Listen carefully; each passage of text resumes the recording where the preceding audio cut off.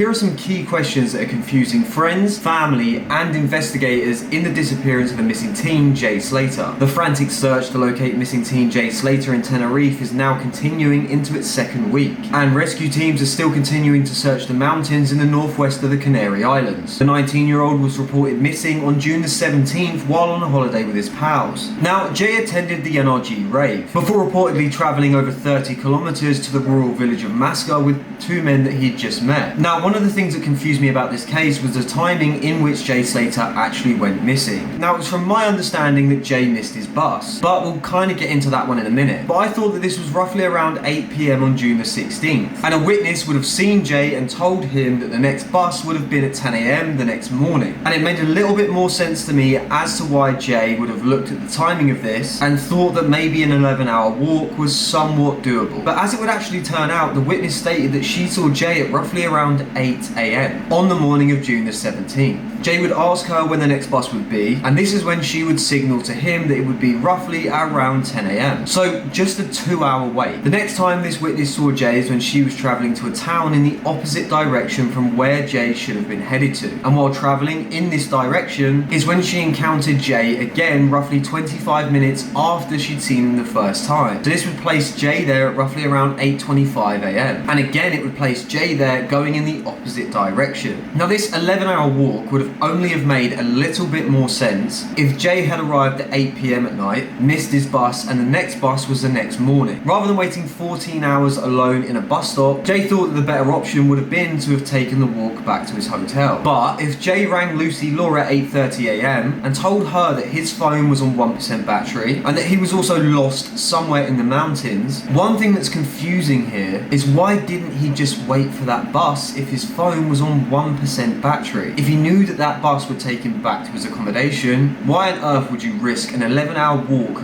back to your accommodation in an area that you do not know, as opposed to waiting 2 hours for the bus? Now, that is a question that has really stumped me the past 24 hours, which is really troubling because the starting point of this case is already really confusing. Secondly, when Jay had rung his friend and told her that he was missing somewhere in the mountains, if this was roughly 8:30 AM, a witness had seen Jay roughly 5 to 10 minutes prior to this. You're telling me that after seeing him in a certain location, he's veered off into the mountains and got completely lost after just 5 minutes? This would be a little bit more believable at night, but this is in broad daylight, which then brings another unanswered question. And this is, it's understandable if Jay had left at roughly 8-9 PM at night and wasn't seen by anyone on an 11-hour trek through to his accommodation, but if Jay starts walking at roughly 8 o'clock in the morning, how on earth did nobody see Jay on the morning when he vanished? It's almost like when the 1% battery on his phone goes, he too just vanishes. How is there no CCTV? How are there no more witnesses? How is it that when Jay is seen walking in the wrong direction 25 minutes after being told there was a bus coming in the next 2 hours, does this teen just quite simply vanish? Now, there is one slight answer to the fact in how did nobody see Jay, and that is the fact that the area in which he travelled from is a very remote area. But still,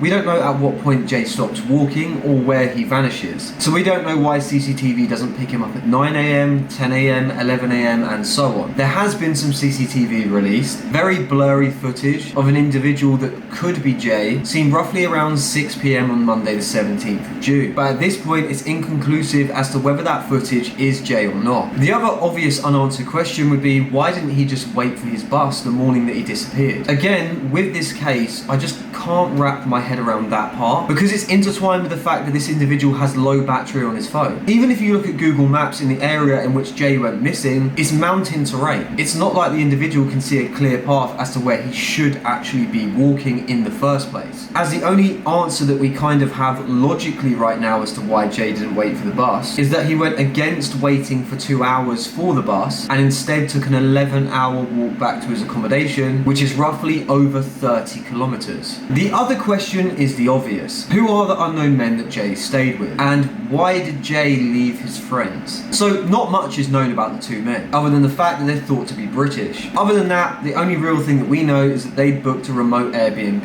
in that village, which is in the rural Deltino Park. Now, it would make sense to me if these two individuals were roughly the same age as Jay. I think it would be more understandable in noting the fact that he probably met these two at a festival, they just got along and that was the closest place for him to stay. But it also doesn't answer the question in why Jay didn't go back to that apartment and wait 2 hours for his bus, potentially charge his phone, instead of also taking that trek. But there was a local employee who saw these two men, and there was one thing that she said that really caught my attention. And she said, "I saw the two British men that stayed here. They came into our cafe a couple of times. One was aged about 40 and the other one was slightly younger." Now, Jay's 19 years of age. It does kind of put it into the question in what on earth was he doing staying with a 40-year-old guy slash 30-year-old individuals. That in itself does change the context of the questioning and why these two haven't been looked into more. Now, the police have spoken to them both. These two individuals arrived on Saturday and were due to stay until Monday, but because of questioning, they left on Tuesday.